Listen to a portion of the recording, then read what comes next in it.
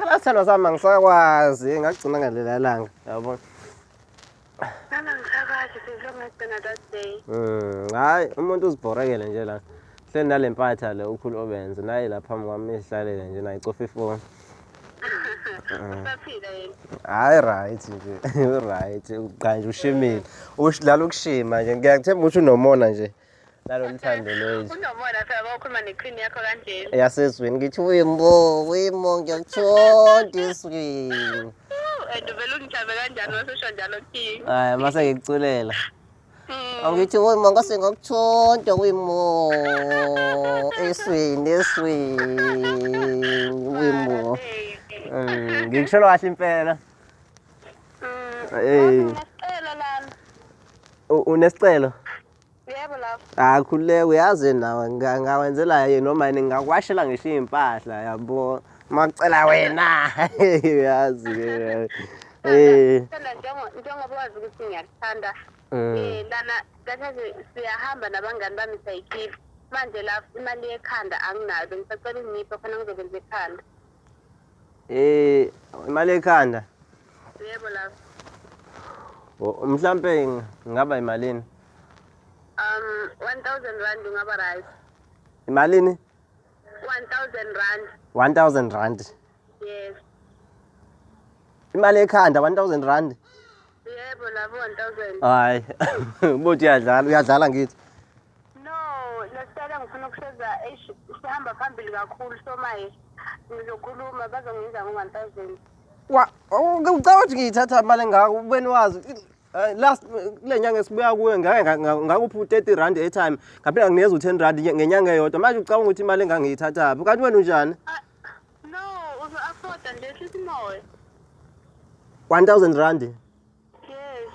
Yes. Imali ekhanda kanti ikhanda elinjani lelo lenziwe ngemali awusasho nokuthi hayibo awusasho nokuthi mhlambe ngikunikeza u50 rand kanti wena kanjani 1000 ngiyacaba nje ngicobela nakukhulu benze ngiyacela bantu. Ima-ke wena uyekele ngivele uyosebenza awunazandla zokuyosebenza uyosebenzela ngoba phela hayibo sekunjalo vele kusho ukuthi phela ngingahlekwa na izwe nje sekuthiwa ngiphisana ngemali engaka ngiyahlanyena ekhanda njengoba sikhuluma manje imali enginayo ebhenki mina la u500 manje ufuna vele ngibhubhudle yonke imali ngenxa yekhanda ikhanda lakho liyasebenza lona nje wena awusebenzi ikhanda lakho ngathi alisebenzi futhi kodwa ufuna lokhuzana leli kuwe ngemali yami engiyisebenzayo kanzima isumoya mangwehlisa ngithini ke hayi ngicela ukuthi okay unginikeze wona ke lo 500 wena uzophinda ungizamele omunye ngikunikeze lo 500 ngiyacela thanda ayazi angazi noma uphuzile la ukhona ngikunikeze u500 mina ngizosala nginani angazi lento oyenzayo ukuthi ngizoyithatha phi imali engaka ngiya-afforda but imali engibhalanse ngawo u500 manje ngizoyithatha phi imali engaka ngikwenza ikhanda elingasebenzi nawe awusebenzi ikhanda isivele yaqhamuka nje nami ngenzela ukuthi nibe muhle le hairstyle lena kade ngiyithanda kahle kahle so manje nje i-opportunity yami ukuthi ngiyenze because siyaskipha nabangani bami ngiyacela bandiconga ngisele umoya ngicela ukuthi ungizamele imali nje yazi ngingahlekwa ngisho ngiyambona nokhulu benze la angathi uyahleka naye nje obela angazi ungihlekisa ngabantu nje kulento esho ngicela ungaphinde nje uyiphinde ukuthi ucela imali engaka bengimele ngicela imali 50 rand cela 50 rand ukahamba uyokwenza ikhanda ngasho mina ikhanda mina ngiligunda ngo10 rand wena hlophe laba akusona isinuphu lesi akusona isinuphu akusomduzo yini lengaka kanti ngoba lekhanda lakho alinalutho nje alisebenzi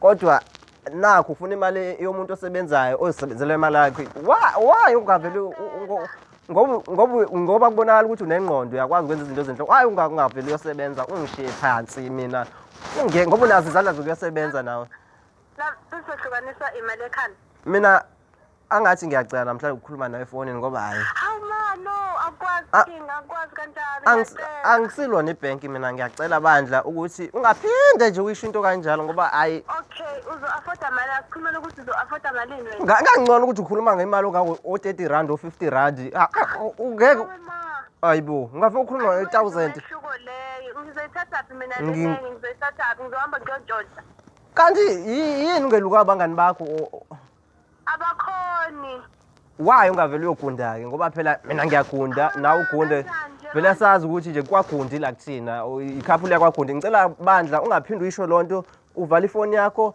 ngiyakucela bandla ngeke ngiphinde akanye ungaphinde ubuyele kumina ngoba hey ungangihlekisana mana sikhulumi ngiyacela bani ngicela bandla ukukushiya phansi ungaphinde ungifonele ukhuluma ngani ngemali imali engaka uphilile kahle la ekhanda mhlambe noma mhlambe so uhlangane nokugula ngicela bandla ukusukela namhlanje ngicela vele